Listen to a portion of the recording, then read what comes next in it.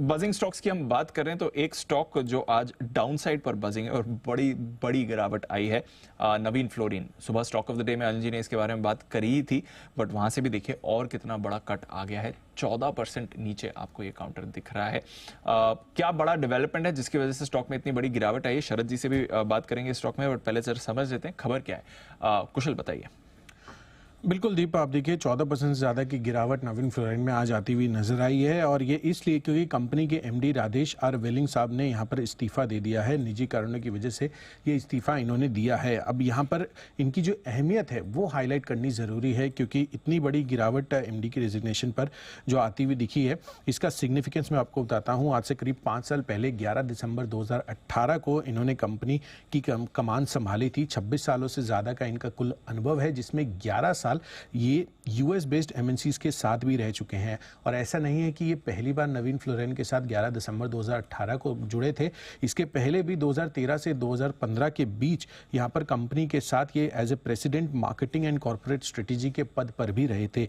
In fact 2015 से 2018 तक इन्होंने लक्ष्मी ऑर्गेनिक इंडस्ट्रीज के सीईओ और एग्जीक्यूटिव डायरेक्टर पद पर भी पदभार जो है इसका संभाला था। और मोस्ट इंपॉर्टेंटली नवीन फ्लोराइन की जो परफॉर्मेंस रही है इनके अंडर, उसको हाईलाइट करना जरूरी है, क्योंकि FY23 में रिकॉर्ड आय और मुनाफा दर्ज किया गया था। आंकड़ों के लिहाज से बताऊं तो आय करीबन 1000 करोड़ की थी FY19 में, वो दोगुना होकर 2077 करोड़ FY23 में आती हुई दिखी।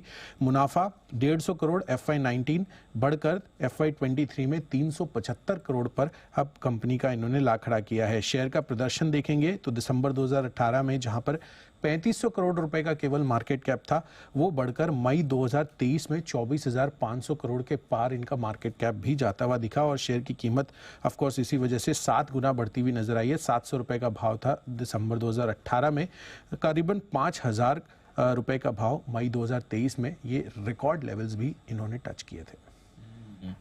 नवीन फ्लोरिन, शरद जी कोई व्यू रखते हैं सर? बड़ा कट और एमडी के एग्जिट के खबर पर ही ये कट आ रहा है सर?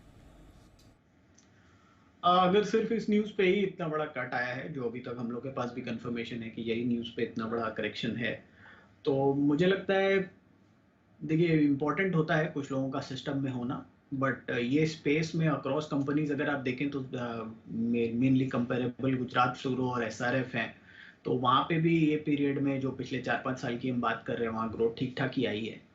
और जब एक साइज के बियॉन्ड एक ऑर्गेनाइजेशन चली जाती है तो एक आदमी पे इतना बड़ा डिपेंडेंस नहीं होता है। मुझे लगता है टोटल जो फ्लोरिनेशन बिजनेस है उसको लेके मैं काफ़ी पॉजिटिव हूँ लॉन्ग टर्म, और जनरली ऐसे डिप्स को मैं यूज़ करना चाहूँगा बाई करने के लिए। अगले 2 साल 3 साल 30-35% के आसपास की अर्निंग CAGR एक्सपेक्टेड है, तो मुझे लगता है FY26 में 150 रुपये के आसपास तक की कमाई कंपनी रिपोर्ट करेगी।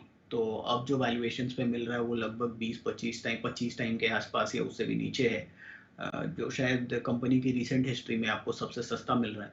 तो मुझे लगता है लॉन्ग टर्म के लिए एक्यूमुलेट करने के लिए ये एक बहुत डिसेंट लेवल है।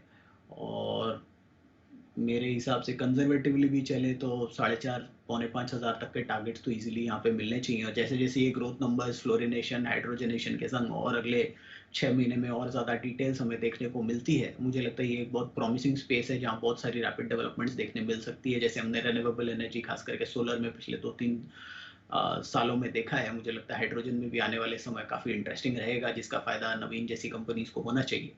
तो 150-60 पे कंजर्वेटिवली 30 टाइम मिलता है, तो भी 4500-4800 के आसपास के नंबर्स होते हैं। और मुझे लगता है ये स्पेस में अगर ऐसा मूवमेंट रहता है तो 40 टाइम भी मिल सकता है।